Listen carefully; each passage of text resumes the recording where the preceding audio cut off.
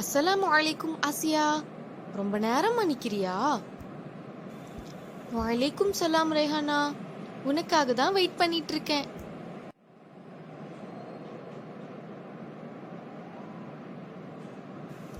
என்ன ஆச்சு உனக்கு? என்ன உடனே வர சொன்ன? உன்னுடைய முகமும் சரியில்லையே, ஏதாவது பிரச்சனையா ஆசியா? அதை ஏன் கேக்குற? எனக்கு ஒரு ஆள் மேல பயங்கரமான கோபம். எனது கோபமா இருக்கியா? யார் மேல கோபம்? என்ன ஆச்சு? இன்னைக்கு கிளாஸ்ல ஒரு பொண்ணு என்ன மிஸ் கிட்ட மாட்டி விட்டுட்டான்.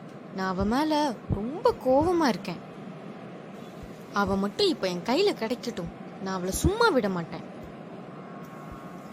ஒன்னும் இல்ல ஆசியா, பொறுமையா இரு. வா, நம்ம உட்கார்ந்து பேசலாம். நான் அவ மேல பயங்கரமான கோவத்துல இருக்கேன்.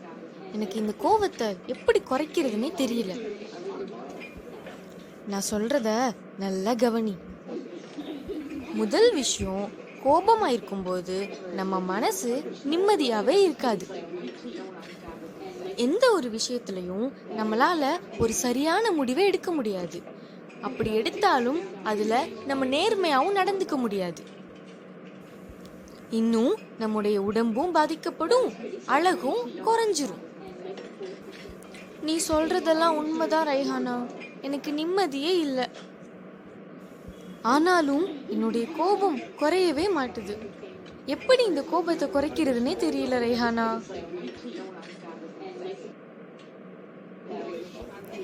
கவலைப்படாத ஹபீபத்தி, ஒரே வார்த்தையில உன்னுடைய கோபத்தை குறைச்சிடலாம். என்னது, ஒரே வார்த்தையிலையா? அது எப்படி முடியும்? முஹம்மது நபி ஸல்லல்லாஹு அலைஹி வஸல்லம் நம்ம கோபப்படும் போது நமக்கு ஒரே வார்த்தையில ஒரு அழகான துவாவை கத்து கொடுத்திருக்காங்க. அது என்ன துவா ரேஹானா? எனக்கு உடனே சொல்லி கொடு.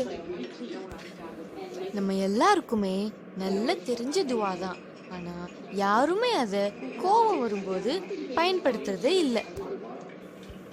அதுதான் அஊது பில்லாஹி மினஷ் ஷைத்தானிர் ரஜீம், விரட்டப்பட்ட ஷைத்தானிடமிருந்து இறைவா எங்களை பாதுகாப்பாயாக. என்ன சொல்ற? ஷைத்தானுக்கும் கோபத்துக்கும் என்ன சம்பந்தம்? ஷைத்தான் கிட்ட இருந்து பாதுகாப்பு தேடினா கோபம் எப்படி குறையும்? அவனோட வேலையே அதுதான், நம்மள கெட்டவங்களாக்கி நரகத்துல போய் சேர்க்கணும்.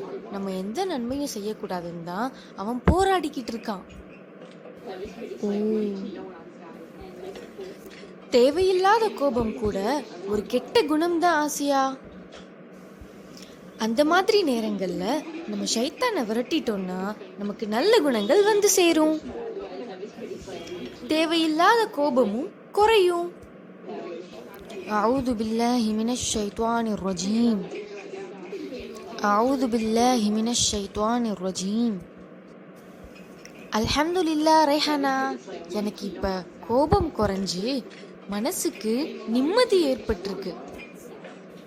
என்னை கோபப்படுத்தினால அவகிட்ட என்னுடைய அழகிய குணத்தால அவ செஞ்சது தப்புன்னு நான் புரிய வைக்க போறேன்.